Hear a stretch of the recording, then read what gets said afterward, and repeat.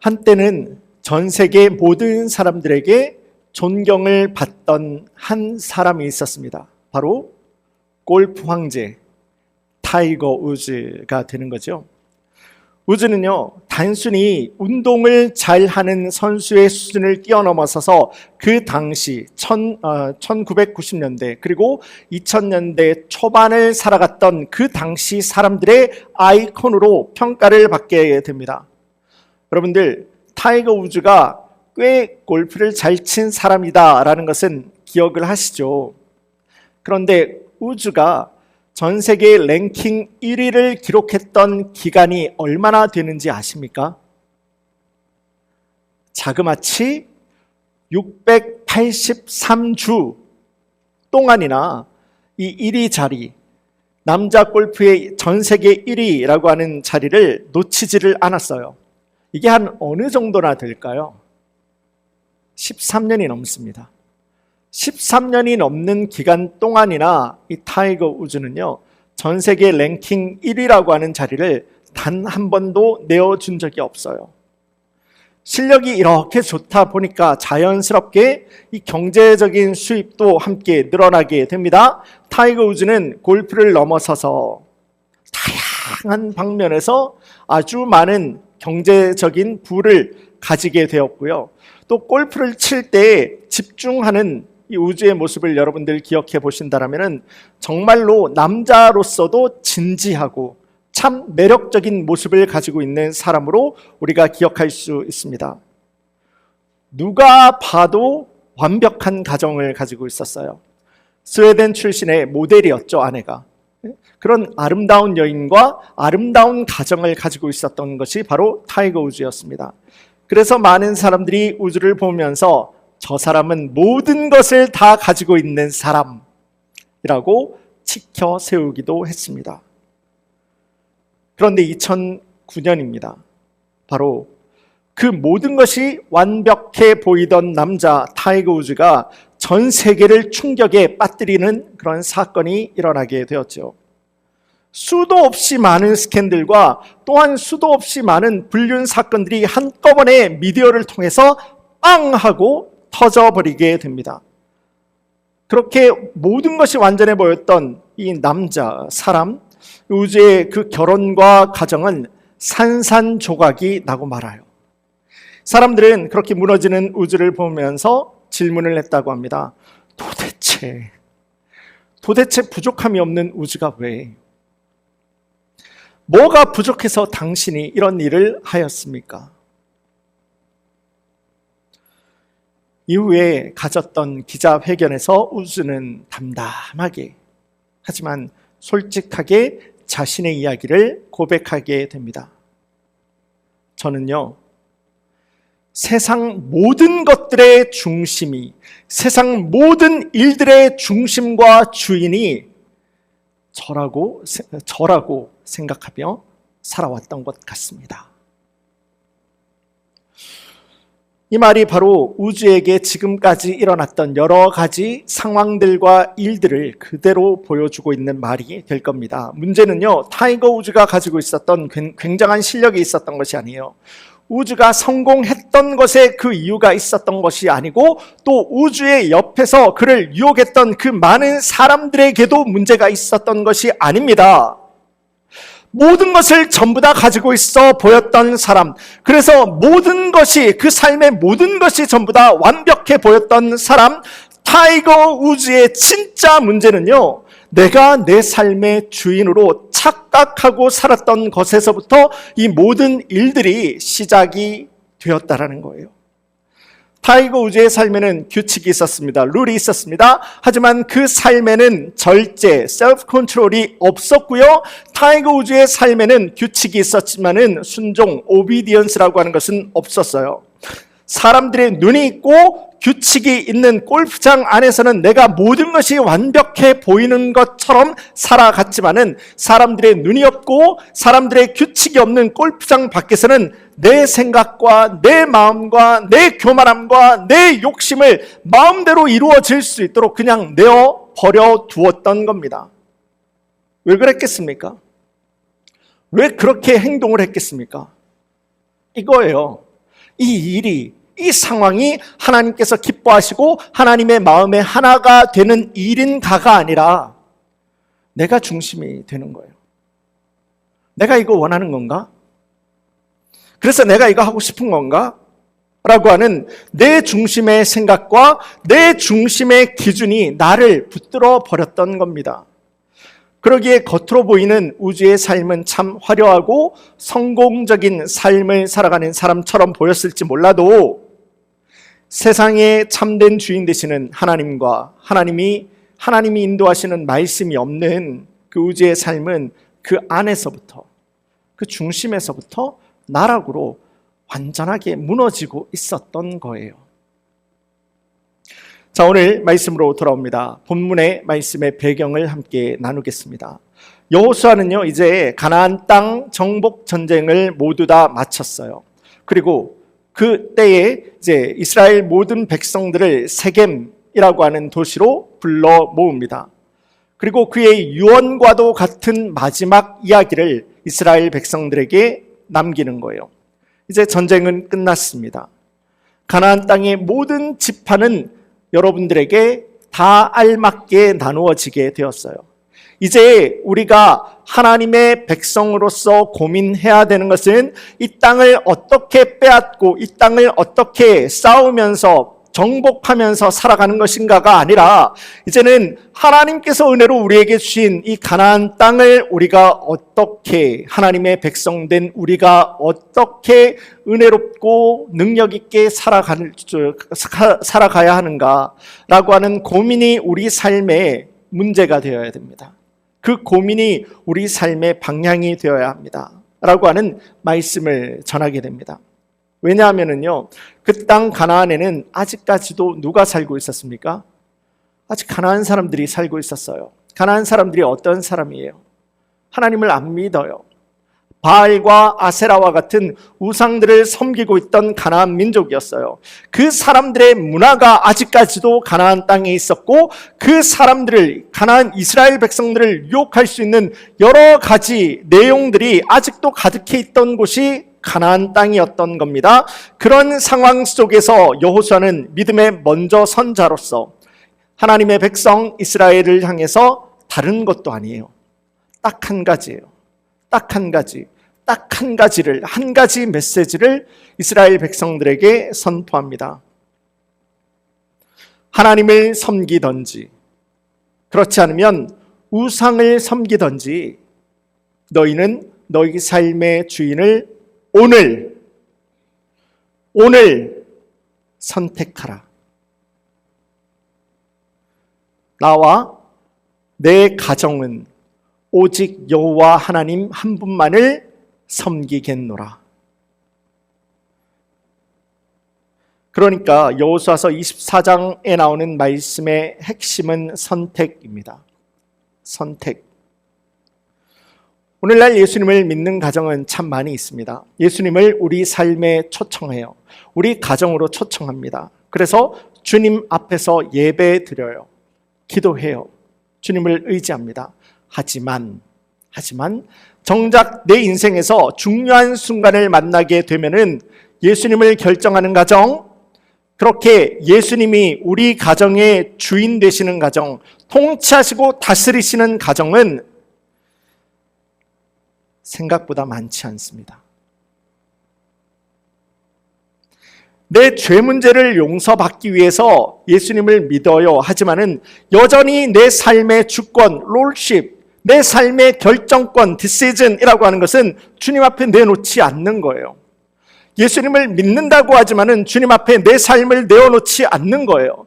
끝까지 내가 결정하면서 내 삶을 살아가는 거예요.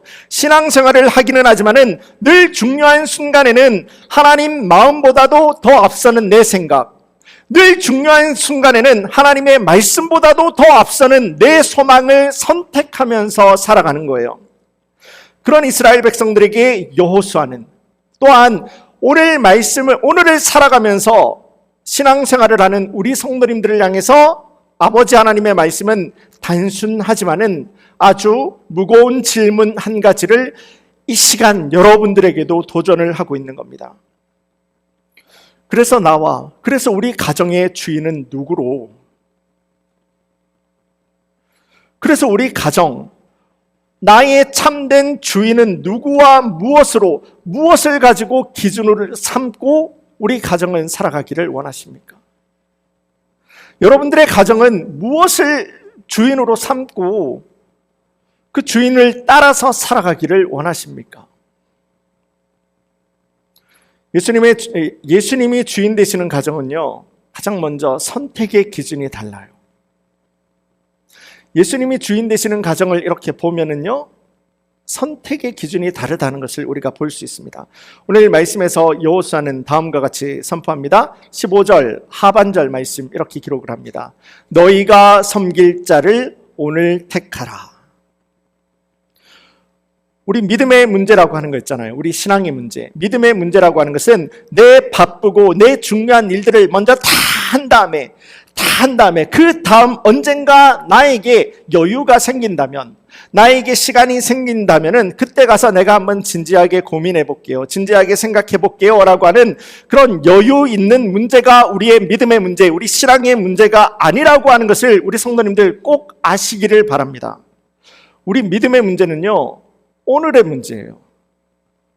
여러분들 믿음의 문제, 신앙의 문제라고 하는 것은 내 오늘의 문제라고 하는 겁니다. 오늘 내가 선택을 하고 오늘 내가 결정을 하는 그 결정들이 곧 하나님과 나와의 관계를 정확하게 보여주기 때문입니다. 우리 가정에서도 마찬가지예요. 어떤 어려움과 어떤 문제를 여러분들이 딱 하고 만나게 되잖아요. 그럴 때 갑자기 우리가 하나님을 향해서 달려나가 하나님 내 인생을 도와주시옵소서 그렇게 찾을 수 있는 것이 아니라 이미 매일같이 오늘도 매일같이 하고 있는 이어지는 평범한 날들 가운데서 여러분들이 하고 있는 선택, 결정 속에서 여러분들의 가정의 주인은 이미 결정이 되어 있는 것을 우리가 볼 수가 있습니다. 우리는요, 매일같이 선택하는 삶을 살아가요. 주님 앞에서 드리는 예배를 지킬 것인가? 그렇지 않으면 나는 내 몸과 내 마음의 편안함을 따라서 살아갈 것인가? 나는 돈의 여유를 따라갈 것인가? 그렇지 않으면 하나님 마음의 하나가 되는 믿음의 원칙을 따라서 살아갈 것인가? 내 자녀에게 세상에서 성공할 수 있는 방법을 가르쳐 줄 것인가? 그렇지 않으면 하나님 안에서 믿음을 결단하며 살아가는 신앙의 뿌리를 가르칠 것인가? 그래서 나는 오늘 무엇을 선택할 것인가? 우리는 매일같이 이러한 선택을 강요받고 또 때로는 선택을 내 스스로 내리면서 우리는 우리의 삶을 살아가고 있는 거예요. 그리고 이 선택들을 바라보면은 우리 삶의 주인이 이미 결정이 되어 있는 것을 우리가 볼 수가 있습니다. 가정의 위기라고 하죠. 가정의 위기라고 하는 것은요, 어느 날 갑자기 우리 삶에서 팍 하고 갑자기 터지는 것이 아닙니다. 매일같이 이어지는 하나님을 떠나는 작은 선택들을 통해서 우리 삶의 주인이 계속해서 바뀌어 가고 있는 거예요. 이번 한 번은 괜찮겠지. 이 정도야 하나님도 눈 감아 주시지 않겠어? 이거 하나 한다고 무슨 내 인생에 별일이 있겠어? 하지만 매일같이 여러분들이 그런 생각을 가지고 내리는 선택과 결정은 결국은요, 예수님을 믿는다고 하지만은 예수님이 우리 삶의, 우리 가정의 참된 주인이 아니라 예수님을 그냥 내가 답답할 때마다 달려가서 필요할 때만 찾아가는 내 문제의 해결사 정도로 우리가 만들어 버리는 거예요. 우리가 하나님을 그렇게 믿고 있어요. 우리 가정이 하나님을 그렇게 믿고 있어요. 그런데 여러분들의 가정에 하나님을 그렇게 믿고 있으면서 어떤 문제가 팍 하고 터지게 되었을 때 여러분들의 부부가, 여러분들의 가정이 하나님을 그렇게 믿고 있는데 여러분들이 하나님 안에서 부부가 하나가 될 수가 있고 하나님 안에서 가정이 하나가 될 수가 있겠습니까? 서로 하나님을 신뢰하고 있지 않는데요. 하나님에 대한 신뢰가 없는데, 믿음이 없는데 어떻게 부부가 하나가 될 수가 있겠습니까? 그런데 예수님이 주인 되시는 가정은 좀 달라요. 편한 길보다는 옳은 길을 선택합니다. 내 생각에 옳은 길보다는 성경이 옳다라고 말씀하는 길을 선택하면서 살아요. 여러분들, 미국에서도 성공한 패스트푸드 체인점이죠. 치크필레이라고 하는 햄버거 집이 있습니다. 이 회사에는 아주 특별한 원칙이 하나가 있어요. 음식점이에요. 심지어는 햄버거 가게예요. 그런데 주일날 문을 열지 않습니다. 우리가 아무리 몰라도요, 햄버거 가게는 주일날이 가장 잘 되지 않을까라고 하는 그냥 어렴풋이 드는 그런 생각들이 있잖아요. 공항과 쇼핑몰과도 같은 곳에서 햄버거 집이 문을 열지 않는다고 생각해 보세요. 그 손해는 얼마나 막대하겠습니까? 하지만 이 치크필레이라고 하는 음식점은요, 그렇게 내 눈에 보이는 손해를 포기하면서도 실제로 이 원칙을 지금도 지키고 영업을 하고 있습니다. 왜 그럴까요? 왜 이 사람들은 그런 무모한 결정을 내리고 그 길을 따라가는 것이겠습니까?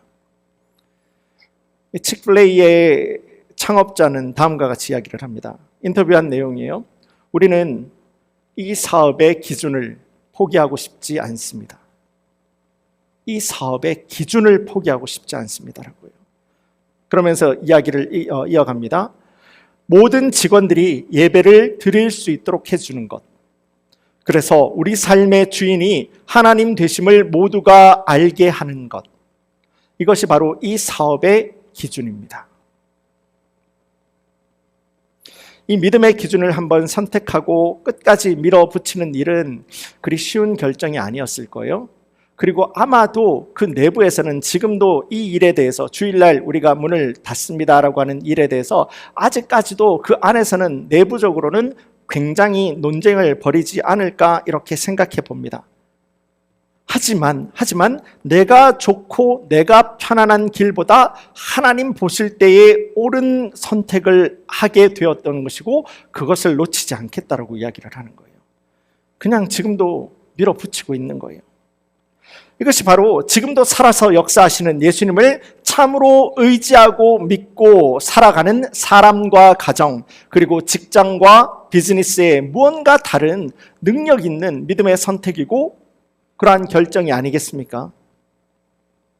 그 귀한 하나님의 말씀, 하나님이 중심되는 그러한 기준을 붙들고 살아가는 우리 모든 커뮤니티 성도님들 가운데서 2026년을 책임져 버리시는 하나님 놀라운 은혜가 함께하기를 주님의 이름으로 간절히 소원합니다.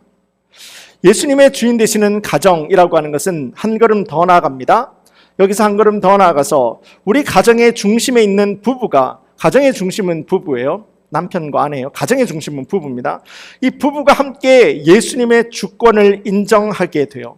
오늘 말씀에서 여호수아가 어떻게 이야기합니까? 나는 여호와를 섬기겠습니다 라고 이야기를 합니까? 아니요.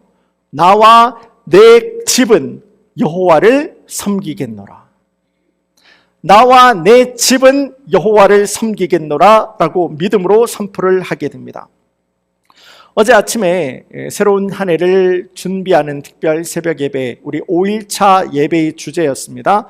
부부라고 하는 제목으로 우리 성도님들과 나눈 말씀이기도 한데요. 그 내용을 조금 더 요약을 해가지고 우리 성도님들과 나누길 원합니다. 많은 경우에 결혼의 목적을 무엇이라고 이야기를 합니까? 여러분들은 결혼 왜 하셨습니까? 이거 청년 사역할 때 물어보면 답은 뻔해요. 100이면 100이에요. 남자들은 내 아내가, 이제 내 결혼을 하게 될 내 아내가 예뻐서 결혼한다라는 거예요. 이 질문에, 이 대답에서 한 사람도 빠져나간 사람이 없었어요. 그리고 우리 자매들에게 물어보면은 나를 든든하게 지켜줄 것 같아서, 나를 보호해 줄 수 있을 것 같아서 라고 하는 내용들이 또 이제 자매들이 하는 대부분의 이야기가 됩니다. 그런데 이게 과연 결혼의 성경적인 목적이고 성경적인 결혼관이 되겠습니까? 아니에요. 성경은 절대 결혼을 그렇게 이야기하고 있지 않아요. 성경은 너의 무엇을 너의 행복을 위해서, 너의 무언가를 채우기 위해서 결혼을 하라라고 성경은 절대 그렇게 이야기하고 있잖아요. 결혼은요, 내 배우자를 통해서 내 만족을 채우고 내 배우자를 통해서 내 행복을 챙기는 것이 결혼이 아니에요. 그렇게 될 수가 없어요. 여러분들 왜 모른 척하고 계십니까? 여러분들 뭐 저스트 메리드예요? 신혼이십니까? 아직도 신혼을 지내고 있은 가정들이 되기를 소망합니다. 네, 우리가 살다 보면 느끼잖아요. 이게 오래 못 가는구나. 얼마 못 가는구나. 콩깍지가 떨어지면 이게 다 끝나는구나. 우리 성도님들 다 경험해보지 않으셨습니까? 저만 버리시는 거예요.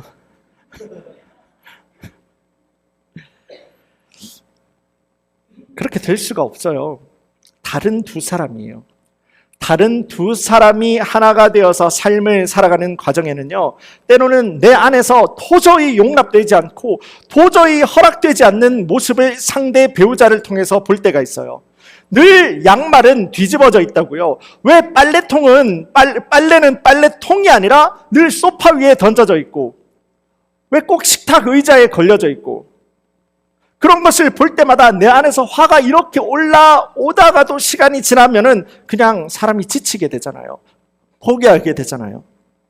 그런데 우리가 여기에서 놓쳐서는 안 되는 아주 중요한 사실이 한 가지가 있는데요. 그런 모습들, 바로 그런 모습들. 그러니까 내 배우자에게 보이는 내 안에서 이해가 되지 않는 모습 있잖아요.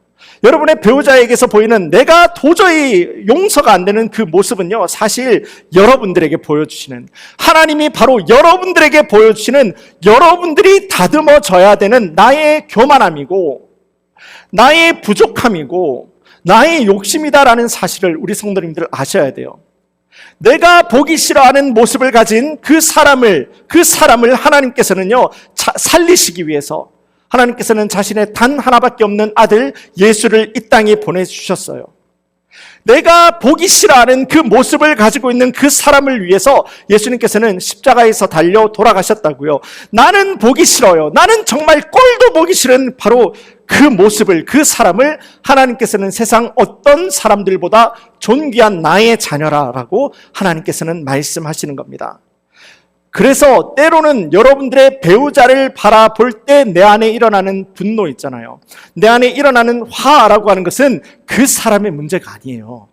그 사람이 가지고 있는 문제가 아니라 그것마저도 품어내지 못하는 우리의 교만함과 우리의 연약함을 고발하는 하나님의 말씀으로 여러분들이 받으셔야 되는 거예요.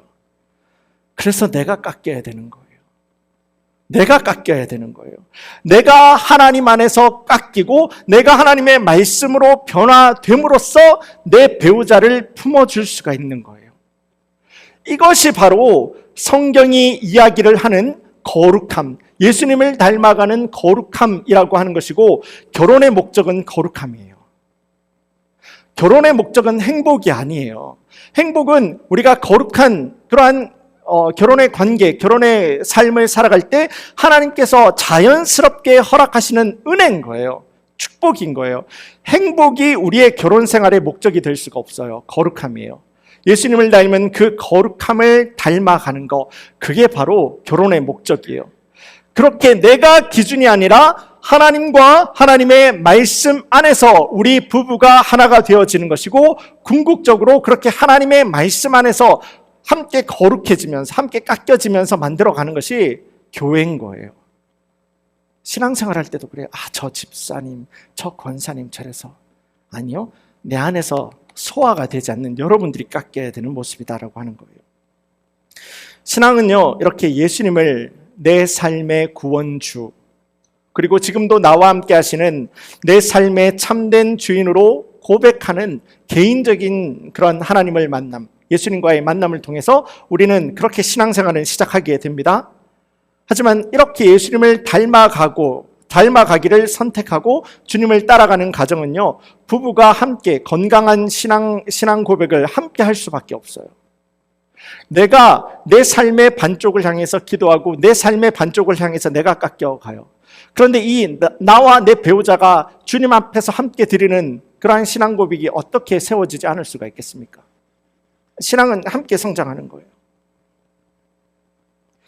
그리고 그런 부모님의 건강한 신앙생활 안에서 자라나는 다음 세대들 역시도 그들도 언젠가 만나게 되는 예수님을 결단하는 순간 있잖아요. 여러분들만 내 인생 가운데서 예수님을 인격적으로 팍 만났다라고 그렇게 생각하지 마세요. 그래서 나는 금이야 옥이야 내 새끼만큼은 내가 땅에도 걸어 다니지도 않게 만들고 굳은 살도 안 박히게 만들고, 아니요. 우리가 언제까지 해줄 수가 있겠습니까? 우리의 자녀들도 반드시 그들의 인생 가운데서 자기가 인격적으로 예수님을 만나게 되는 그런 상황이 오게 될 거라고요. 바로 그 순간 우리 아이들은 기억하게 될 거예요. 우리 부모님이 힘든 상황을 만났을 때 우리 부모님이, 우리 아버지가, 우리 어머니가 누구에게 무릎을 꿇었지? 무엇 앞에 무릎을 꿇었지? 우리 부모님은 그 삶의 중요한 순간에 무엇을 포기하고 그래서 무엇을 끝까지 지켜내셨지? 바로 우리 부모님들의 삶의 그 중요한 순간에 믿음으로 결단했던 그 모습을 바라보면서 그들도, 우리 다음 세대들도 언젠가 그 인생 가운데서 큰 파도가 다가오게 되었을 때 우리 부모님을 통해서 배운 예수 그리스도와 십자가를 결단하게 될 거예요. 그래서 신명기서 6장 말씀은 분명하게 기록을 하고 있죠. 신앙교육은 가정교육이에요. 분명히 가정교육이에요. 물론 교회와 믿음 공동체는 도울 수가 있어요. 가이드라인을 줄 수 있고 안내할 수가 있어요. 하지만은 일주일의 삶을 보더라도 절대적으로 부모님과 함께 많이 살아가는 그 모습, 그 가정 가운데서 어떻게 부모님으로부터 영향을 받지 않을 수가 있겠습니까? 그렇게 이 부부 관계라고 하는 것은요, 가정 안에서 예수님의 주권이 가장 먼저 확실하게 드러나는 자리가 되게 될 겁니다. 그래서 예수님이 주인 되시는 이 가정은요, 삶의 질문이 달라져야 되는 거예요. 내가 이것을 원하는가? 우리 부부가 이 일을 하고 싶은가가 아니라 주님은 이 상황 가운데서, 이 조건 가운데서, 이런 환경 가운데서 주님이 우리 가정에게 원하시는 것은 무엇일까? 그 순간 이 가정에는요, 내가 배우자를 향해서라도, 또 자녀들을 향해서, 또 부모님을 향해서라도 내가 먼저 사과할 수 있는 예수님을 닮은 용기를 낼 수가 있게 될 겁니다. 내가 하고 싶은 말을 참아낼 수 있는 예수님을 닮은 절제를 실천할 수가 있을 거예요. 그렇게 내가 저 사람을 끝끝내 이겨내는 것보다 예수님을 닮은 믿음의 관계를 선택하는 결단, 바로 이것이 비록 내가 내 삶을 살아가고 있지만은 예수님을 주인으로 붙들고 살아가는 부부관계, 가정의 그 은혜, 하나님께서 허락하시는 축복이 되게 될 겁니다. 저는 여호수아를 통해서 도전하는 이 하나님의 말씀, 오직 나와 내 집은 여호와만을, 오직 나와 내 집은 여호와만을 섬기겠노라 라고 하는 이 믿음의 결단이 올 한 해 우리 모든 성도님들의 가정을 지키시고 축복하시는 하나님의 놀라운 은혜로 이어지기를 주님의 이름으로 간절히 소원합니다.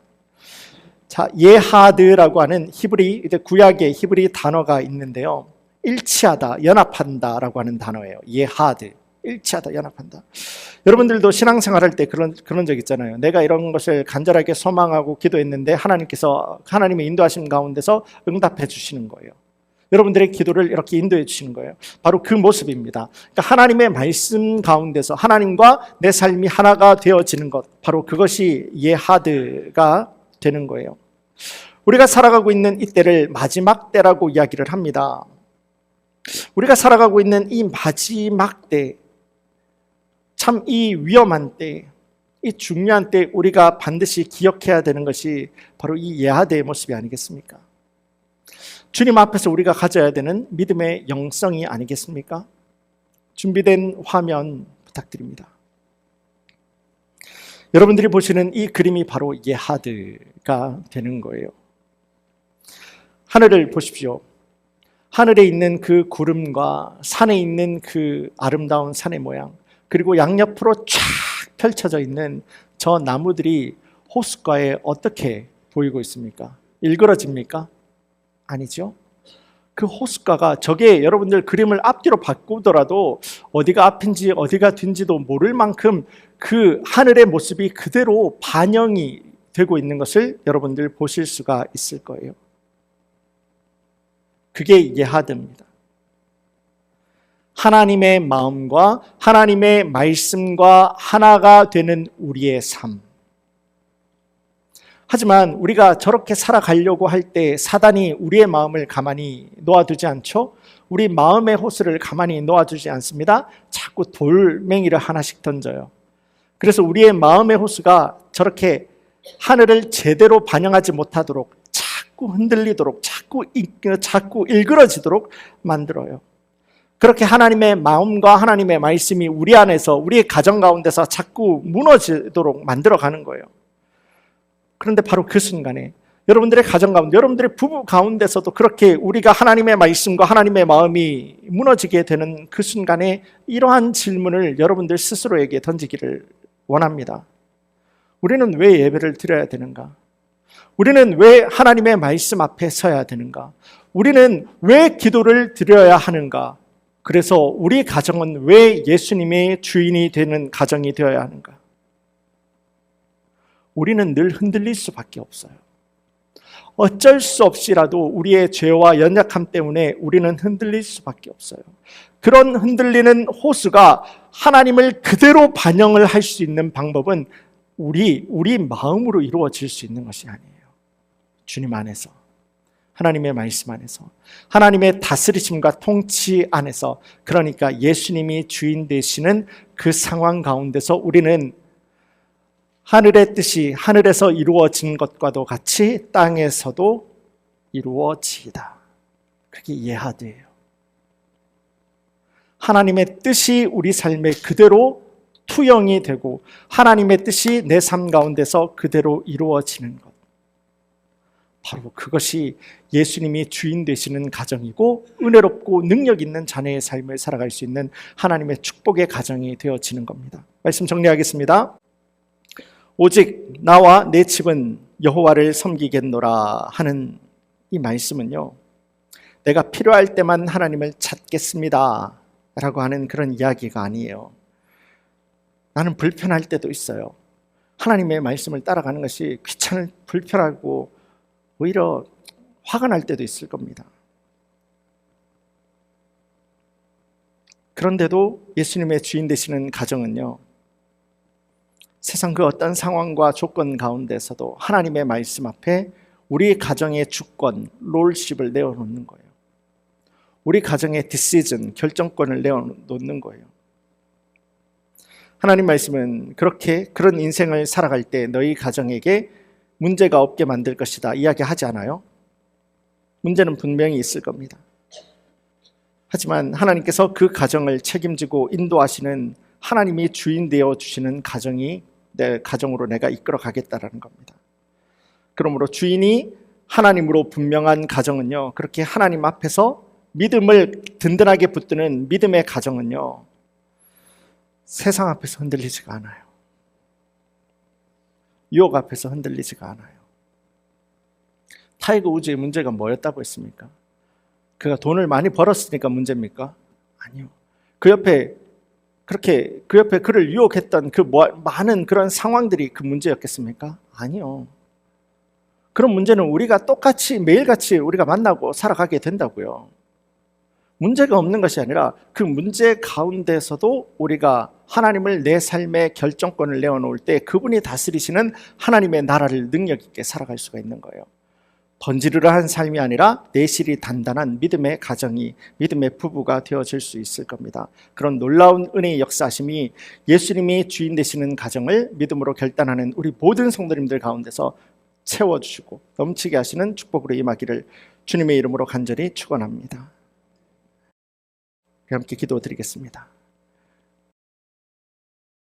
이제는 우리 주 예수 그리스도의 은혜와 아버지 하나님 사랑, 성령 하나님의 내주 인도하시는 그 놀라운 역사가 이제는 오직 예수님만을 우리 가정과 오직 예수님만을 우리 부부의 기준으로 삼아서 하나님 말씀과 하나님 마음의 하나 되기를 믿음으로 결단하는 우리 모든 성도님들의 가정에, 또한 그들의 신앙을 바라보면서 자라나게 되는 우리 다음 세대들까지도 아버지 하나님, 그들의 믿음의 귀한 가정 위에 저들의 귀한 간절한 소원과 눈물의 제목까지도 하나님께서 책임져 버리시고 놀라운 능력으로 인도하시는 그 축복과 응답과 능력의 역사가 2026년도 첫 번째 예배를 드립니다.